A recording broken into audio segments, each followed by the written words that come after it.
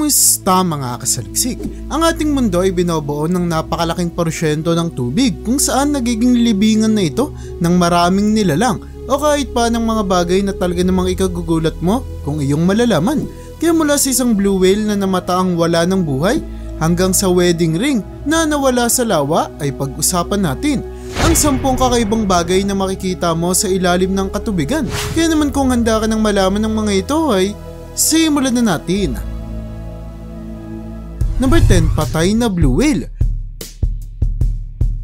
Kung makakakita ka ng isang blue whale sa isang karagatan mula sa malayo, ay iisipin mong isa lamang itong malaking uri ng hayop. Marahil ay dulot na rin ng napakalawak ng karagatan. Ngunit kung makikita mo ng malapitan ng hayop na ito ay tiyak kang malulula sa kung gaano ito kadambuhala. Tulad na lamang ng blue whale na ito, nasa kasamang palad ay nakitang wala ng buhay sa isang isla sa Espanya. Bagamat ayon sa mga eksperto ay bata pa ang blue whale na ito, ay hindi naman may tatanggi na napakalaki na nito. Kinailangan pa ng ilang mga crane para lamang makuha ang labi ng hayop upang ma-autopsy para malaman ang sanhi ng kanyang kamatayan. Dahil kung titignan ay mukhang nasa maayos naman itong kalusugan. Nakatakdang ilibing ang labi ng blue whale na ito at kunin ang mga buto nito matapos maagnas upang i-display sa isang museum. Number 9, Bombay Beach Town. Alam mo ba na may isang lugar sa California na may tuturing na isa sa pinakasikat na lugar noong 1950s hanggang 1960s? Ngunit naging isang abandonadong lugar makalipas lamang ng 2 dekada. Ganito na lamang ang nangyari sa Bombay Beach Town kung saan aksidenteng nagawa ang isang lake na tinatawag na Salton Sea na talaga namang naging isang popular na destinasyon at bakasyonan noon, kung saan maging ang mga sikat na mga artista ay dinadayo ang lugar na ito. Ngunit ang kasiyahan nito ay agad naglaho dahil ang Salton Sea ay hindi natural na lawa at nabuo lamang dulot ng aksidente ay naging stagnant ang tubig at hindi napapalitan.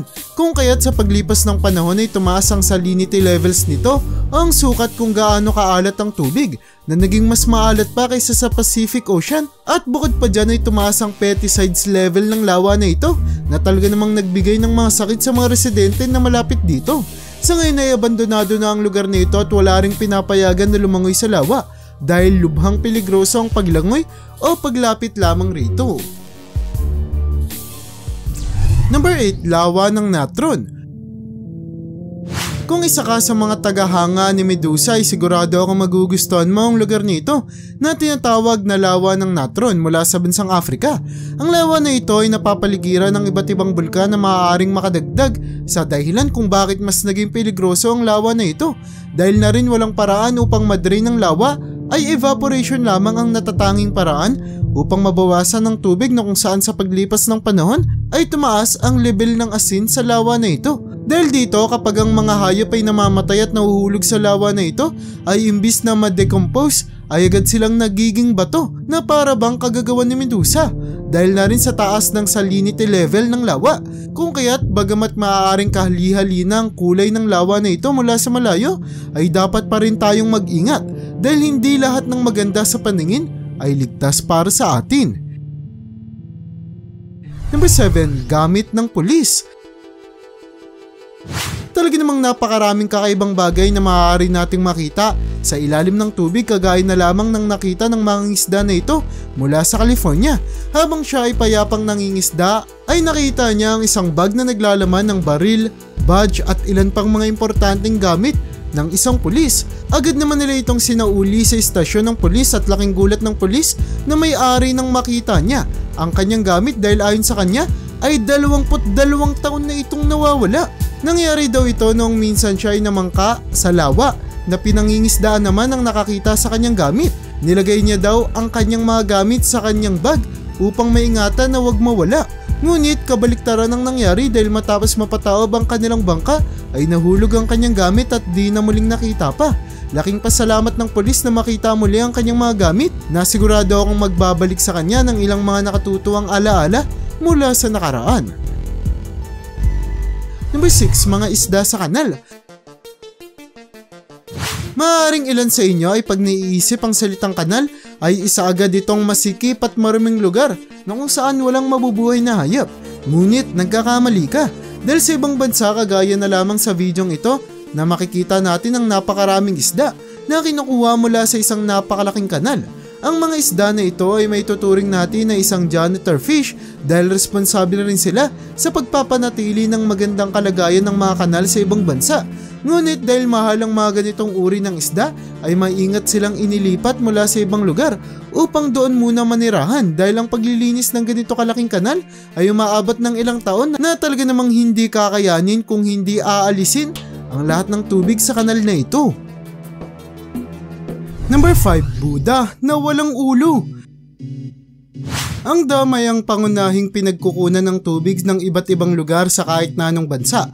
Dito ay tinitipon ng tubig mula sa ulan at ibinabahagi sa iba't ibang lugar kung matutuyo ito ay talaga namang isang napakalaking problema. Kagaya na lamang ng nangyari sa isang dam sa Thailand dahil sa tindi ng init sa kanilang lugar ay natuyo ang dam na ito. Na bagamat isang masamang balita sa maraming mga tao ay naging dahilan naman ito upang makita muli ang lumubog na templo ng mga Buddhist na kung saan kanilang nakita ang kanilang Buddha na wala ng ulo.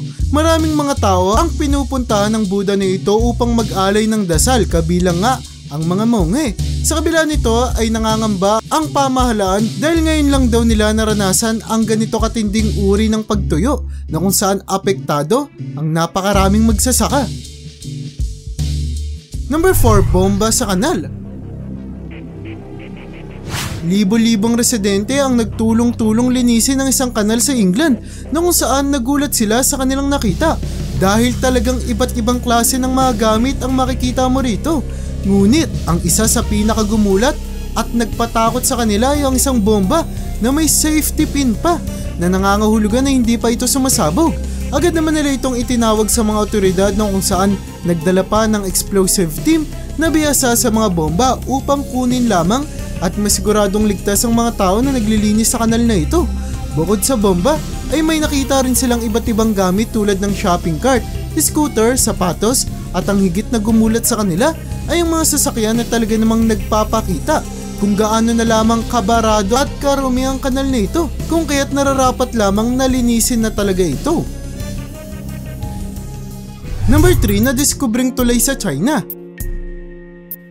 Kahit napatunayan na natin na di lamang lupa ang maaaring maging libingan ng mga bagay, ay sigurado akong magugulat pa rin kayo pag inyong nalaman na may isang tulay sa China na ginawa pa noong 1600s ng Ming Dynasty na muling nasilayan ng mga tao makalipas ang 4 na siglo.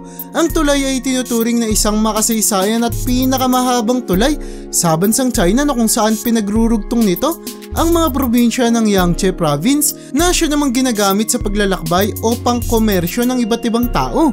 Ngunit sa kasamang palad ay dahil sa paglipas ng mga taon, kalinsabay ng pagtaas ng level ng tubig sa lawa ng Poyong ay nalibing ang tulay na ito at muli na lamang nasilayan makalipas ang 4 na siglo dulot ng matinding pagtuyo. At sinasabi rin ng mga eksperto ay dahil rin ito sa Georges Dam na nakapaligid sa lawa na ito na nakihati sa supply ng tubig mula sa lawa ng Poyong. Number 2. Lawa ng mga buto ng tao. Maniniwala ka ba kung sasabihin ko sa iyo na may isang lawa sa bansang India na may tinatagong nakakakilabot na misteryo? Ito ay ang lawa ng Rupkund na maniwala ka man o sa hindi ay naging libingan ng napakaraming tao. Ang lawa na ito ay makikita sa itaas ng bundok na kung saan sa sandaling matunaw ang mga yelo matapos ang winter season ay tatambad sa iyo ang mga kalansay ng napakaraming tao sa lawa na ito. Maraming tsorya ang sinasabi ng mga tao ukol sa mga kalansay. Isa na rito ay ang mga taong ito ay isang grupo ng manlalakbay na namatay dahil sa hailstorm at napunta sa ilalim ng lawa.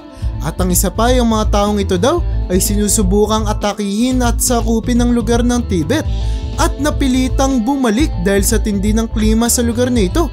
Ngunit habang papauwi ay hindi nila kinaya at sila ang namatay.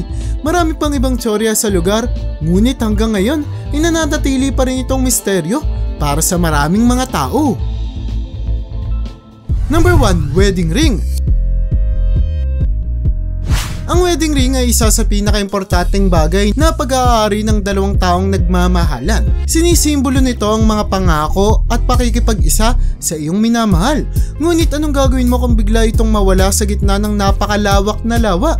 Ganito na lamang ang nangyari sa isang lalaki na ito na masayang nagsiswimming at nag-enjoy kasama ang kanyang mga anak sa isang lawa nang biglang dumulas ang singsing sa kanyang daliri na naging dahilan upang mawala ito.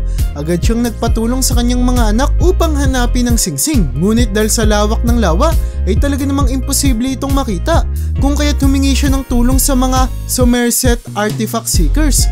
Ito ay ang mga taong naghahanap ng iba't ibang artifact sa iba't ibang lugar. Agad nilang hinanap ang singsing sa lawa gamit ang metal detector. Sa una ay wala silang madetect na kahit na ano. Ngunit matapos ang ilang oras ay nakita ng isa sa mga Somerset artifact seeker ang wedding ring na nawawala.